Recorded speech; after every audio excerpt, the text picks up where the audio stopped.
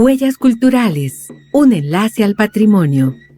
Una producción del Museo del Jade y de la Cultura Precolombina del Instituto Nacional de Seguros. Bienvenidos a un podcast más de Huellas Culturales, el podcast del Museo del Jade. Hoy el podcast que nos ocupa lo hemos titulado Nueva definición de museos, que nos parece un tema sumamente importante y que posiblemente usted desconocía. Quiero comentarle que los museos estaban viviendo una larga crisis de identidad. La definición de museo vigente hasta mediados de agosto se mantenía desde los años 70. El 24 de agosto de 2022, en Praga, la Asamblea General Extraordinaria del ICOM aprobó la propuesta de la nueva definición de museo con un 92,41%. Para este tema nos acompaña Laura Bonilla Merchab, es doctora académica en Historia del Arte, con experiencia nacional e internacional. Es docente, investigadora, curadora y consultora de arte, museos, mediación y patrimonio. En el 2020 fue nombrada copresidenta del Comité Permanente sobre la definición del museo, ICOM. Laura, bienvenida a este podcast del Museo del Jade. Muchísimas gracias, Rosa María, y muchas gracias a Huellas Culturales y al Museo del Jade por la invitación. Bueno, es un gusto tenerte aquí. Estamos seguros que de este podcast todos vamos a aprender muchísimo porque es un cambio, un tema bastante reciente. El proceso para llegar a esta nueva definición de museos, Laura. Este proceso pues inició a finales del 2020 y fue un proceso de 18 meses en donde se llevaron a cabo 4 consultas participativas de los diversos comités que conforman parte de la asamblea del ICOM. El ICOM es el Consejo Internacional de Museos. Entonces ahí tenemos comités nacionales, que hay 120 comités nacionales, comités internacionales, que se conforman por diferentes ramas de la museología, que son 32, y luego alianzas regionales y organizaciones afiliadas. Entonces, a partir de un proceso consultativo con ellos, con estos comités, a través de 18 meses, lo que hicimos fue pues, eventualmente llegar a la definición que pues, ya ha sido aprobado. ¿Cómo se hizo? Pues básicamente, para contárselo muy rápidamente, en las consultas hubo una consulta en donde lo que se le pidió a los comités, que a ellos se les incitó a que trabajaran de una forma también de consulta con sus propios miembros, fue preguntarles primero que contemplaran en general toda esta, como usted mencionaba, esta crisis de identidad que se vino generando desde hace unos años atrás. Luego la segunda consulta era que nos brindaran hasta 20 palabras, conceptos o términos que ellos también podían describir para nosotros recolectar todas esas palabras, esos términos específicos. Luego de un proceso de análisis, tanto cuantitativo como cualitativo, de esa segunda consulta, se hizo una tercera consulta en donde pedimos a los comités que evaluaran esos términos a partir de unas dimensiones que fueron unas dimensiones que surgieron a partir del análisis de la consulta 2. Y ya para la consulta, la última consulta fue básicamente cuando nosotros agarramos la información de las consultas previas y el comité ICOM define fue elaborando unas propuestas de definición. Entonces la consulta 4 eran 5 propuestas, borrador, podríamos decir, de posible definición de museos que utilizaba toda esa información que surgió de las consultas y ponerlas nuevamente a consulta, y de ahí pues básicamente salieron las 2 más aprobadas en ese momento. Y esas 2, pues se hicieron algunos cambios mínimos porque también en esa consulta 4 hubo pues información cualitativa que nos permitió perfeccionarlos aún más, y esas últimas 2 se llevaron al comité consultivo. Esto fue en mayo, cuando se seleccionó una versión final y esa versión final fue la que se llevó a votación ya en Praga en la Asamblea General. Tenía que ser un voto de asamblea porque la definición de museos es parte de los estatutos de la organización, esta organización internacional. Entonces, al ser parte de los estatutos, entonces se requería un voto de por lo menos las 2/3 partes de la asamblea. Y bueno, ahí fue donde ganó esta definición con el 92%, 92.4%. Entonces, antes de que nos comentes, Laura, cuál es el cambio más importante, esta nueva definición va a ser mundial para todos los museos que hay en el mundo. Correcto, es una definición que, sin embargo, es importante señalar que no hay un ente fiscalizador necesariamente que esté revisando que los museos estén haciendo eso. Sin embargo, sí es una definición, pertenece, digamos, a esta organización, que es la única organización internacional de museos. Existen otras organizaciones nacionales en diferentes países del mundo, pero el ICOM es la única internacional y que se elaboró esta definición con la ayuda de comités alrededor del mundo. Entonces, en ese sentido, tiene bastante validez. También es importante señalar que esta definición es la que se utiliza en los documentos de la UNESCO. Entonces, ahora tenemos un proceso de tener que implementar esta definición en la UNESCO, pero también se utiliza en la legislación de muchos países alrededor del mundo. Entonces, no todos los países, por ejemplo, acá en Costa Rica no es parte de ninguna manera de nuestra legislación, pero sí en otros países, Italia, Brasil, Colombia, Bélgica, y pues continúa la lista. Visite el Museo del Jade. Abrimos de lunes a domingo de 8 de la mañana a 5 de la tarde. ¿Cuál es el cambio más importante en esta nueva definición? Pues es difícil decir cuál es el más importante. Hay 13 términos, conceptos nuevos que se han integrado, pero yo diría que es el por qué, el para qué y el cómo que viene a responder esta nueva definición que no estaba tan presente en la anterior definición. Entonces, la anterior definición, creo que es importante señalar, como que responderle la pregunta desde pensar cuáles eran esas faltantes en la anterior definición. Correcto. Y ahí Correcto. Es importante considerar que pues la previa definición se enfocaba muchísimo en el trabajo con la colección, el trabajo tradicional del museo. El de, pues, en ese momento se decía adquirir, investigar, exhibir, comunicar las colecciones que tienen los museos, pero no se entraba tanto en el para qué se está haciendo esto, ¿verdad? El por qué se está haciendo también. Simplemente había una frase que decía que los museos estaban al servicio de la sociedad, pero hasta ahí. En la nueva definición pues queda muchísimo más explícito que es para fomentar la diversidad, la sostenibilidad, que tal vez sea un buen momento de poderles leer la nueva definición para que los escuchas Claro. puedan saber qué dice. Entonces un museo es una institución sin ánimo de lucro, permanente y al servicio de la sociedad, que investiga, colecciona, conserva, interpreta y exhibe el patrimonio material e inmaterial. Abiertos al público, accesibles e inclusivos, los museos fomentan la diversidad y la sostenibilidad. Con la participación de las comunidades, los museos operan y comunican ética y profesionalmente, ofreciendo experiencias variadas para la educación, el disfrute, la reflexión y el intercambio de conocimientos. Entonces, la previa definición, pues los que conocerán la definición anterior, en cierto sentido hay elementos de la nueva definición que provienen de esa definición anterior, pero la nueva, verdaderamente se enfoca muchísimo más en elementos como la inclusión, la accesibilidad, la diversidad, la sostenibilidad. Sumamente importante, especialmente para museos en Latinoamérica, es la participación de las comunidades, que eso no aparecía de ninguna manera anteriormente.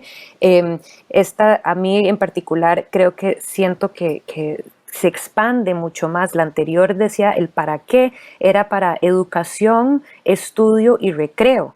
ahora se habla de que es educación, disfrute, reflexión e intercambio de conocimientos. Y eso es una manera muchísimo más abarcadora de pensar en el aprendizaje dentro del museo, ese aprendizaje que puede suceder en el museo. Permite que ya no sea un tipo de aprendizaje que funciona de manera unidireccional, digamos como de arriba para abajo, sino que pues con la participación de las comunidades y este intercambio de conocimientos podemos llegar a pues nuevas comprensiones sobre nuestro mundo, sobre la sociedad en general. Entonces, todo esto también es importante señalarlo, que es museos que se supone deberían de ser accesibles e inclusivos, ¿verdad? Entonces eso implica que es aprendizaje para todos, ¿verdad? Y no solo para unos cuantos, que pues eso ha sido siempre una de las críticas de los museos, que suelen ser como solo para cierta élite, y eso es lo que se viene cambiando. Sí, bien, al inicio dijimos, y eso me llama la atención en la introducción, que los museos estaban viviendo una larga crisis de identidad. Cuando nos referimos a crisis de identidad, ¿por qué es? Precisamente por eso, porque como que de repente la gente piensa que al museo puede ir solo cierto tipo de público o porque la visitación bajó. ¿Cómo llegaron a esta conclusión? Sí, bueno, esto más bien tiene mucho que ver con cierto componente político dentro del ICOM. Y entonces es necesario repasar un poquito la historia de esta revisión de definición. Como usted bien dijo, la definición proviene de los años 70 y se venía ajustando, pero con unos cambios mínimos, y el último cambio que se le había hecho era en el 2007 y era, por ejemplo, integrar el concepto de patrimonio tangible e intangible, ¿verdad? Ese cambio, o en los años 90 que era una integración, en vez de decir el patrimonio del hombre, decía de la humanidad, ¿verdad? Entonces fueron cambios muy pequeños. En el 2015 se inicia este proceso de revisión dentro del ICOM. Era bastante claro que se requería una revisión mucho más profunda del concepto, que ya la definición actual no daba para los museos del siglo XXI, que estaban haciendo cosas muy distintas y ya desde hace ratos, ¿verdad? No es nada nuevo, mucho de lo que aparece en la nueva definición no es nuevo para instituciones, ya llevan décadas de estar haciendo esto, pero dentro del ICOM se decidió en el 2015 entrar a un proceso de revisión. Entonces, en el 2015 se forma un primer grupo de trabajo. Luego, en el 2016, se forma un comité permanente a nivel ya del ICOM, que son estos comités que asesoran al comité ejecutivo de la organización. Entonces, era un comité específicamente nombrado para asesorarlos a ellos y decidir, bueno, ¿es necesario primero o no cambiar la definición? Y ese grupo, dentro del cual estuve pues he estado en este proceso desde el 2015. Entonces, en el 2016, el comité que en ese momento se llamaba MDPP, que eran para las siglas de Museum Definition Prospects and Potentials, perspectivas y potenciales, creo que era, no me acuerdo ahorita cómo se traduce al español, pero bueno, ese grupo, ahí trabajamos con ese comité del 2016 al 2019 haciendo un trabajo arduo de investigación alrededor del mundo y para mejor entender qué está pasando en el mundo de museos. En el 2019 se llevó a la última conferencia general que se llevó a cabo en Kioto, en Japón, se llevó una propuesta. Y esa propuesta desató una polémica tremenda dentro de la organización. Y pues la propuesta del 2019 para muchos era considerada demasiado progresista, integraba términos que no se podían usar internacionalmente en todos los países. Principalmente se fabricó, yo diría, porque no necesariamente existe una división en el mundo de museos, pero como que se fabricó esta noción de que eran los que iban a favor y los que iban a contra de la propuesta del 2019, y que básicamente esa propuesta es una mucho más progresista y pues obviamente alejándose de lo tradicional. Y entonces era como esta crisis de identidad, digamos, entre qué debería y qué no debería ser el museo, y llevó a la necesidad de seguir trabajando en el tema. En ese momento, el 2019, yo lo que sentí, y también mi colega Bruno Brulón, que fue el presidente del ICOM Define, de la actual comité, sentimos que la gente en general, en vez de verlo como una división, era que la gente en general estaba contenta con el trabajo de investigación que se había llevado a cabo, pero que no hubo suficiente consulta con los comités para averiguar si pues, los términos eran los términos adecuados. Por ende, se diseña la metodología que se pone en práctica en el 2020, esta metodología que era pues, muy participativa y de consulta, de preguntarles sobre las palabras, ¿verdad? ¿Qué palabras necesitan? ¿Qué palabras son imprescindibles para su comité? Y para ustedes qué significa, ¿verdad? Y luego, pues, con ese listado de los más preferidos, otra vez, a que nos evaluaran esos términos para saber. Y de ahí fue algo que fue muy interesante, que habían ciertos términos, por ejemplo, sugeridos en cierto porcentaje de las respuestas en la consulta número 2, pero que después aumentaron en apoyo cuando otros comités vieron, sí, es que sí, claro, ese término es súper importante para nosotros. Entonces, votaron, digamos, o en la consulta, en las respuestas que nos dieron, en muchos de los casos los términos aumentaron en el apoyo que se obtuvo a nivel de los comités para que se integrara ese término. Entonces, se sintió, y por eso fue tan emotivo también ahora en Praga, como que la comunidad del ICOM, pero también del sector museos en general, superó esa cierta crisis de identidad. Fue una situación, diría yo, más política que otra cosa. Qué complejo, ¿verdad? Sí. Uno va a un museo, la gente ni siquiera se tiene como la noción de todas estas cosas que hay detrás con respecto a la organización a nivel mundial. Y para los públicos que vamos a los museos, Lauren, ¿qué significa este cambio en la definición? Significa cosas muy importantes. Por un lado, diría yo que los términos estos de que los museos son abiertos al público, eso estaba ahí anteriormente, pero que sean accesibles e inclusivos y que fomentan la diversidad. Es sumamente importante pensar en que ya se supone que los museos deberían de considerarse accesibles, y cuando hablamos de accesibilidad, algo no es solo, por ejemplo, pues rampas y tener braille en el museo, sino que en ciertas partes del mundo estamos hablando de que, por ejemplo, si un gobierno autoritario está a control del país y hay un museo estatal, pues esa accesibilidad debería ser abierto a todo el público, o sea, tienen que hacer estas colecciones accesibles al público. Y esa accesibilidad también tiene que ver, por ejemplo, con hacer la información más amigable, ¿verdad? De que no es esta institución así sumamente, nuevamente, que alejarnos de esta visión elitista y hacer que sean más espacios más seguros, más amigables para el público. Pero también cuando se habla de participación de las comunidades, o sea, los museos operan y comunican con la participación de las comunidades, eso también es sumamente importante, porque entonces el público tiene derecho de ser parte de los procesos que se llevan a cabo dentro del museo. Ahora bien, nuevamente la definición lo deja de tal manera que sea bastante flexible o que lo puedan adaptar los museos alrededor del mundo considerando sus propios contextos, ¿verdad? No especifica cómo tienen que integrar o tener esa participación de las comunidades, porque pues en todos nuestros países la situación es muy distinta, ¿verdad?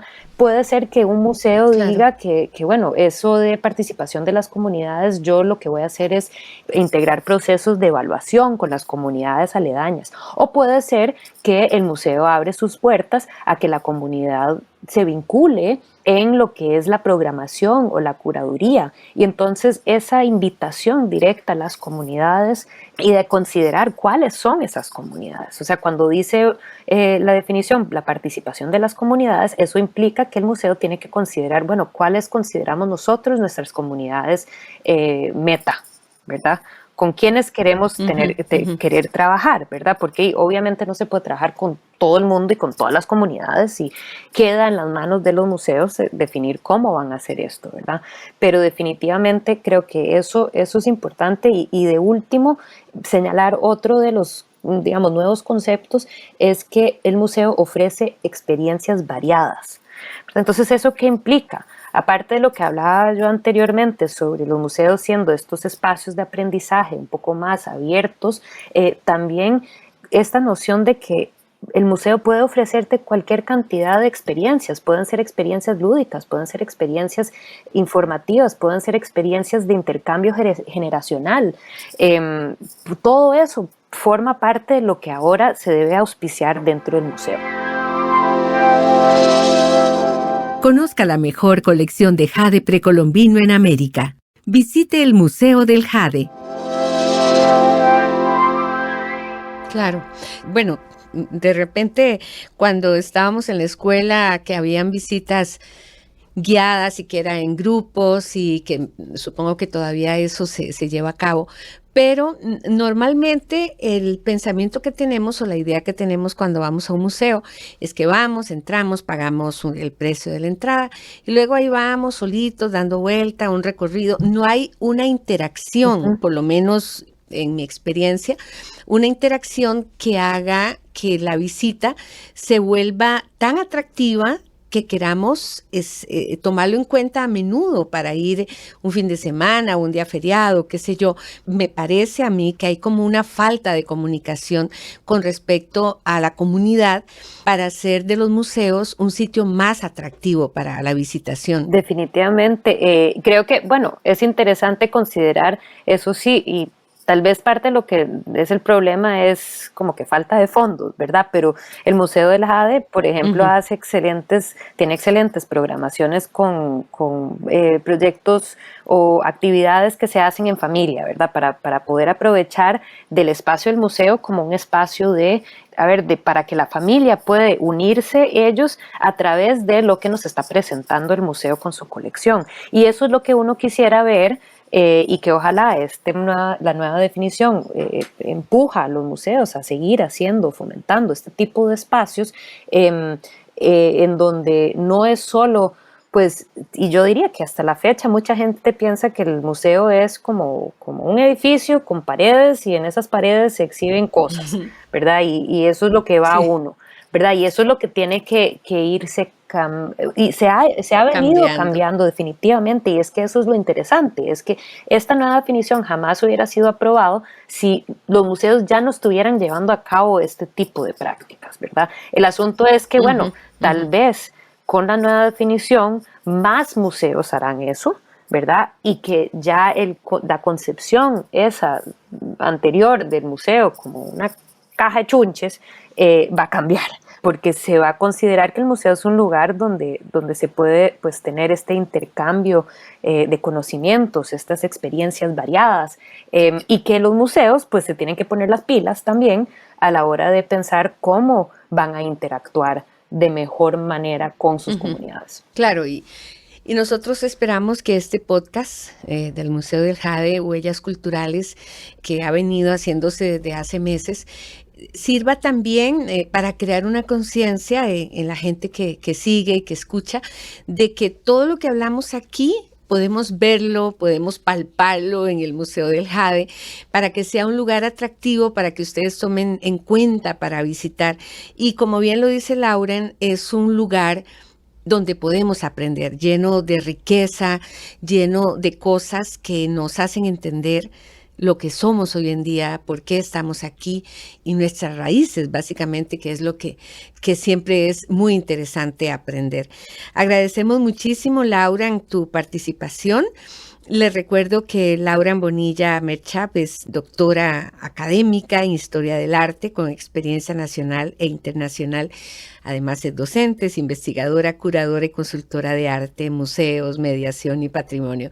O sea que tu vida verdaderamente es bastante arraigada en este mundo tan maravilloso que representa un museo. Definitivamente, y agradecerle muchísimo la invitación nuevamente para poder explicar un poquito más sobre esto y por qué es tan importante.